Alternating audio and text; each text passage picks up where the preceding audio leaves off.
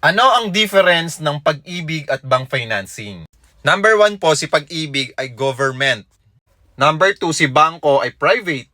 Sa payment terms naman, si Pag-ibig up to 30 years to pay. Kay bank financing naman, up to 20 years to pay yung kanilang maximum loan term.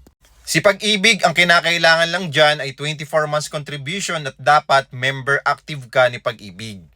Sa bangko naman, hindi mo kailangan ng contributions. Ang kailangan mo lang ay mayroong magandang credit background history or wala kang CMAP or wala kang utang.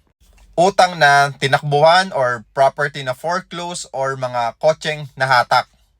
Siyempre, ganun din kay Pag-ibig. Kapag meron kang utang na di binayaran, especially kapag property, okay, at na foreclose ito sa'yo, hindi ka na pwede makapag-avail ulit.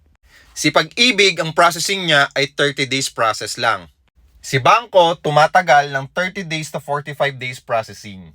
At kung mag-avail ka through Pag-ibig financing or bank financing, katulad sa property na ino-offer ko sa Ortigas Extension Pasig, sa EDSA Cubao, sa Balagtas Batangas, 10,000 to 20,000 cash out lang yung ilalabas mo. Pwede ka na makakuha ng 2-bedroom unit or 3-bedroom unit, studio unit or 1-bedroom unit.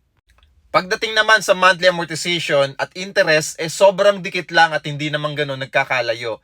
Dahil sobrang lapit lang nung kanilang interest rate per year. So kung interested ka na magkaroon ng sariling studio unit, 1-bedroom unit, 2-bedroom unit, or 3-bedroom unit, mag-follow ka na at mag-message na sa ganun masendan kita ng complete details.